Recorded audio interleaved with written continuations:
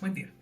Como pudimos ver en la introducción del video, veremos un pequeño resumen sobre la película de Francotirador y daremos un enfoque un poco especializado a lo que serían los tratados internacionales. Dentro de la trama podemos ver varias situaciones que fueron clave para el desarrollo de la película, dentro de los cuales podemos ver la invasión a Irak en 2003 por parte de tropas estadounidenses y que se justificaron bajo la resolución 1441 del Consejo de Seguridad de la ONU, la cual autorizaba la inspección de armas de destrucción letal, de esta forma justificando que Saddam Hussein poseía y las estaba desarrollando. Aledaño a esto podemos agregar que Saddam Hussein fue acusado de cometer graves violaciones a los derechos humanos en contra de su propia población, además de que Estados Unidos aprovecharía una estrategia geopolítica donde Irak tiene grandes reservas de petróleo en su territorio.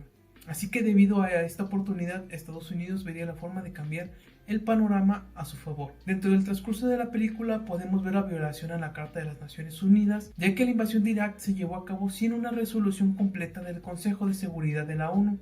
De esta forma, existió una violación al artículo 24 de la Carta de las Naciones Unidas, la cual prohíbe el uso de la fuerza que atente contra la integridad territorial o la independencia política de un Estado. De esta manera, Estados Unidos obtendrá la resolución, pero no con el uso de la fuerza, sino meramente de forma investigatoria o, en su caso, pues para saber si realmente tenían el armamento que se mencionaba en los documentos. También podemos agregar la violación a la Convención de Ginebra, ya que hubo varias violaciones, las cuales establecen normas para la protección de civiles y de prisioneros de guerra. Aunado a esto, la mención de la Convención contra la Tortura y otros tratos o penas crueles, inhumanos o degradantes, que es un trato que fue adoptado por las Naciones Unidas. Dentro de ello también podemos ver la entrada de lo que sería el derecho penal internacional, al haber crímenes de guerra por parte de los iraquíes por la ejecución de prisioneros y de la tortura contra civiles. De esta forma, habiendo crímenes contra la humanidad. Si bien hacemos hincapié en la violación de la mayoría de los derechos humanos y a la Declaración Universal de los Derechos Humanos que existen durante todo el conflicto, sobre esto la protección de los derechos del niño que también fueron violadas, además, no menos importante, de los varios tratados que pueden referirse a lo que conocemos como los tratados de la Haya. Dentro de esto podemos ver diferentes organismos que fueron involucrados durante el conflicto como parte de la seguridad para los civiles, que se mantuvieron en apoyo a ello, gracias a la Cruz Roja, quien estuvo presente durante varios años, especialmente a través del Comité Internacional de la Cruz Roja, además de varias organizaciones no gubernamentales que, si bien no se hizo una mención explícitamente de estas, fueron un trabajo conjunto para la asistencia humanitaria y la reconstrucción del país.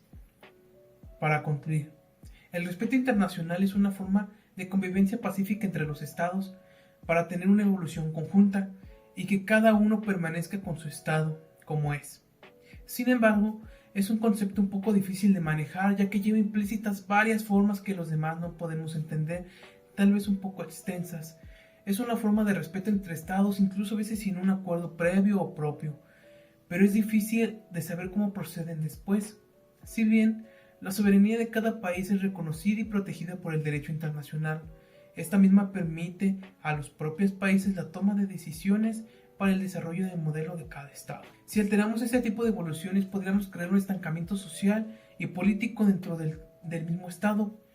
El atentar contra la seguridad de un país y su estabilidad es un gran efecto colateral que podría repercutir en otros estados que pueden depender de cierta forma del estado alterado. Así, de esta forma alterando un ecosistema de convivencia geopolítica que funcionaba sin una intervención externa. De este mismo ejemplo, atentando contra los derechos humanos de la ciudadanía, además de perder su identidad nacional. Así es como podemos ver el ejemplo de la película Francotirador. En el contexto de la película, la soberanía internacional es violada por la invasión estadounidense. De esta forma es como podemos ver la alteración a un país en un ejemplo un poco más claro. Si bien sé que no es una explicación muy concreta o de esta forma un poco más extensa, es corto el tiempo, pero damos lo más que se pueda.